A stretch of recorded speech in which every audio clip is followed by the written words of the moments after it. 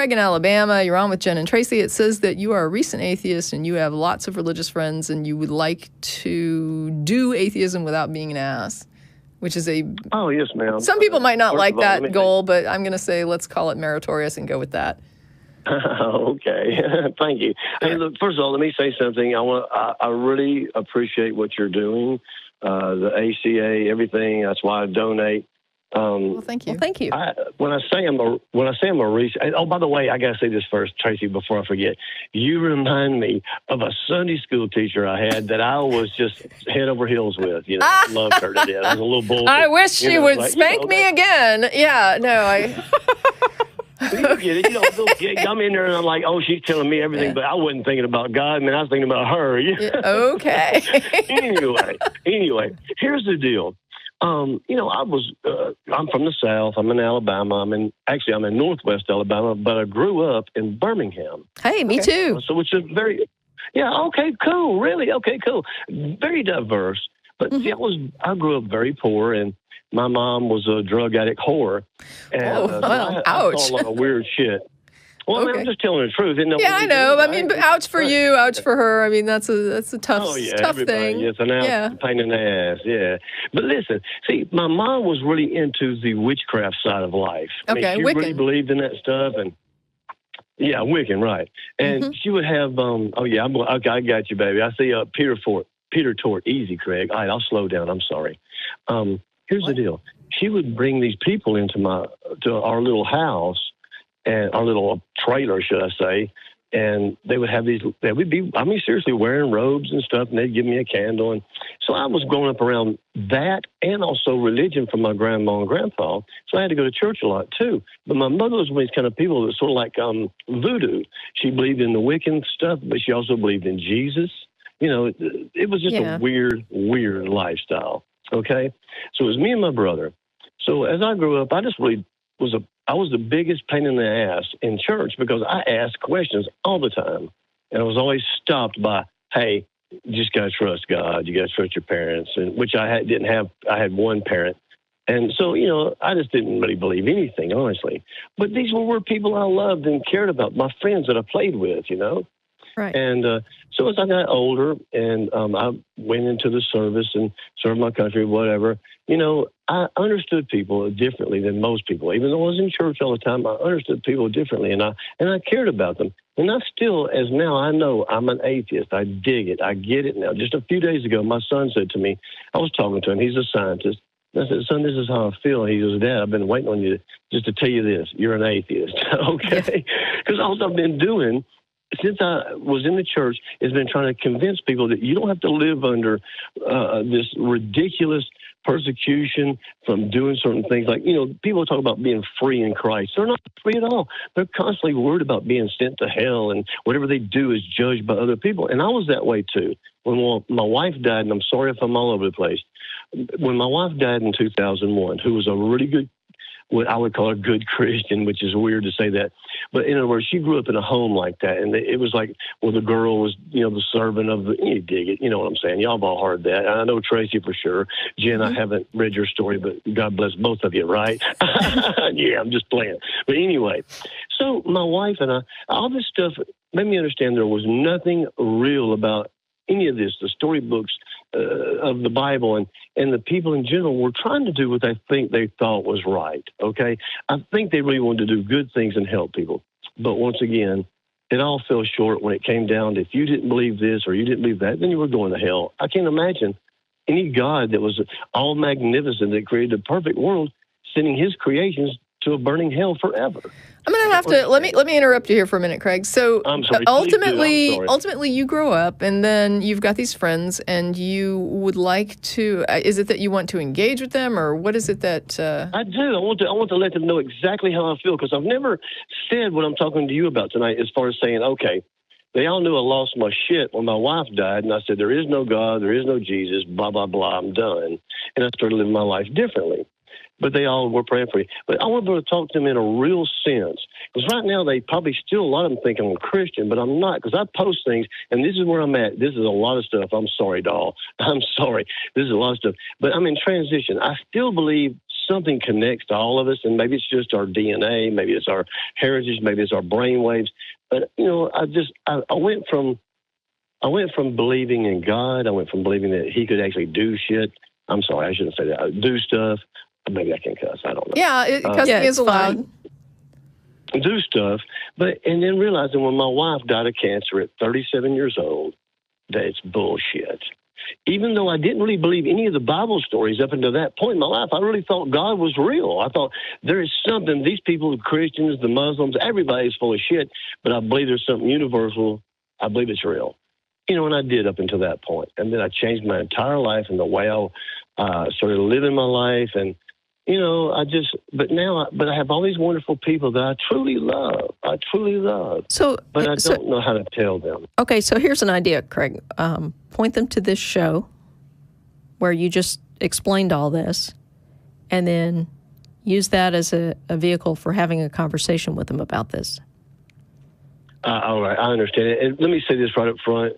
Joanna Banana, I didn't mean that. I'm from the South, and I'm not meaning baby doll wrong, and I don't diminish people's stance in life. I think women are the most wonderful thing in the world. I just saw that in the chat, and I didn't want you guys to take that wrong. Sure where that came from, but okay. Yeah, but anyway. No, I was reading it in the chat. Okay. I call everybody darling and people are giving a hard time. Okay. Sorry. Language. Yeah. Okay. I'm sorry. Yeah. I tend to try not to get too sidetracked by things like that. And like I said, we have people like the chat and on the blog and stuff like that who will definitely jump in and correct for it. Yes. Yes, ma'am. And see, there's people that I understand are never. I guess my main thing is that I want to be a decent person about telling them that I don't want them to think I'm telling them they're stupid, although I believe they are, because I was talking to a grown adult the other day and they started talking about Noah's Ark. I'm like, you really believe that? Are you kidding me? So I'm thinking these people think I believe that. I don't want to be grouped up with that. Well, but the thing is, if someone has that conversation with you where they start talking about Noah's Ark, then they're actually making claims, basically, or repeating claims that are in the Bible, and you can actually have a conversation with them about, hey, how do you evaluate evidence for things like this? Yeah, I mean, if you wanted to address it in a straightforward, hey, we're having beers and you just brought up, an ark with every animal on it. I think it's fair to say, I've been thinking a lot about like the religious stuff I was raised in, and that's one of those stories I'm just not sure that that's actually true, right? Like that, there's some things that bother me about that story. And I think like what Jen is saying, you can have a conversation. I think if you turn to your Alabama buddy drinking beers and say, well, evidence is blah, blah, it's probably not going to, they're probably just going to look at you weird and then have another beer.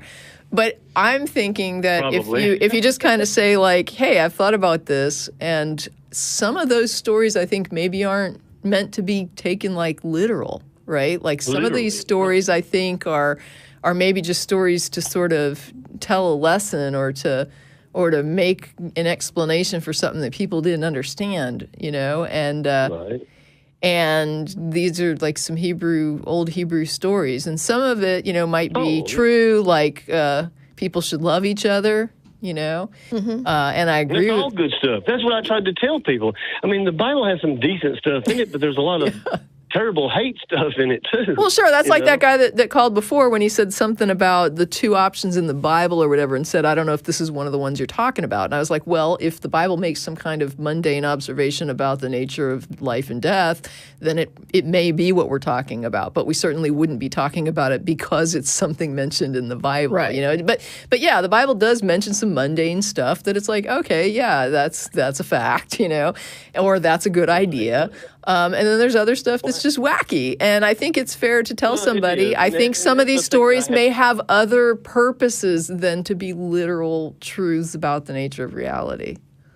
Yes, ma'am. And that's why I tried how I tried to raise my son properly that way.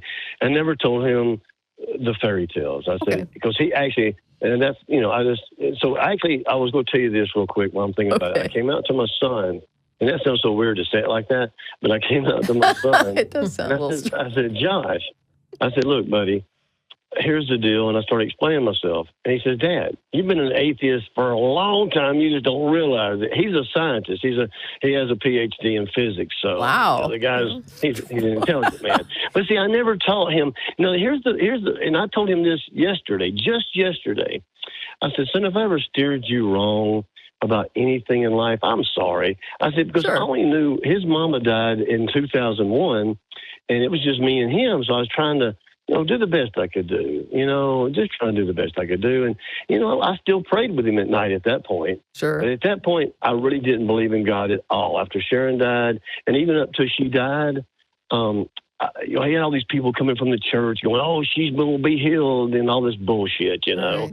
And I knew it wasn't true. I never believed any of that. But I had to start facing people that were like our parents. We were just really deep in the church. And you got to understand, it's tearing them apart. I hear you. Hey, I have a question for you. Do you participate in any atheist blogs or with any atheist groups in your area or anything like that? No, ma'am. I just recently found you people. Okay. I've been watching your stuff nonstop for the last 2 weeks. If I were you, I would do some internet searches on things like Alabama humanists, Alabama free thought, Alabama atheists, even and Alabama skeptics. Like, do some Google searches and see if there might be a group in your area. Well, I did find some about 60 miles from me. In my little area in Florence, Alabama, which is Florence Muscle Shoals area with all the, I don't know, you can Google Muscle Shoals. There's a lot of music, a lot of cool people. But the deal is, it's steeped in religion, and I have Googled it. There's some over at Huntsville I'm going to try to check out. I think you should. And, I think, honestly, I didn't mean to dominate. No. I think it sounds to me a lot like maybe you were able to have these conversations with your wife. And then I think when she was taken from you, you kind of lost the one person that you had to actually engage with about who you are and what you believe and what you think about things. And that really isolates a person. So for you, I think a really good exercise would be to find some group in your area. And then it's good to have them in your area because that way it's people that you relate to. Like you said, if there's particular language that maybe when you put it out to a broader group, you're going to get slapped for it, wrist slapped. Oh, yeah. And in your own group of people in your area, certain things are probably understood as well. That's kind of the language and stuff, And I'm not saying that I advocate for, I would ultimately like to see the language scrubbed of sexism. But at the same time, when somebody needs some help and support, I'm more about that than whether or not they're using the right words at the moment. So yes, I may be messing up, and once again, I apologize. I'm not.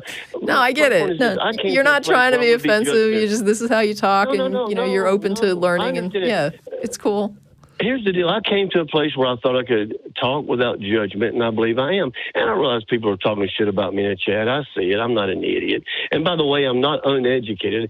And so I have a bachelor's degree. I'm a double E, which is an electrical engineer. I flew in the Navy, by the way. This actually gives me a good opportunity to note that I actually did know someone that was highly educated from Georgia that I met here in Austin who worked at IBM. And he made the comment that because of his accent, people made all kinds of assumptions about his education and his level of capacity to communicate. Right. Yeah. And there is colloquial language and there is accent, and it does get judged. And I'm probably guilty of doing it sometimes myself. I'm not going to lie. But just to let people know that a person can have the accent and the colloquial language usage that Craig is got, and still actually have an education and be able to talk to you and have an honest conversation, just FYI. Yeah.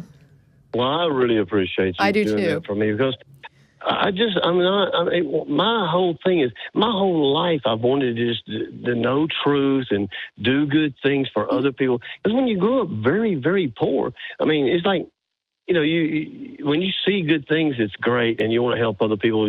I don't know. I think growing up poor really made me understand that, there's no God. We got each other, and that's who takes care of each other. Yeah. Yep. And I'm not telling people not to call out sexist language. I think that's fine. I'm just saying, look at who you're talking to. Is the person being an asshole, or is the person open to learning? And if they're open to learning, maybe soften that blow a little. That's all I'm saying. Yes, and so that's really cool. Appreciate it, all guys. right. Well, thank you, Craig. Thanks for the call. Let me say this real quick, and I'm gonna hang. I'll be done. I'm sorry. I want to say this real quick.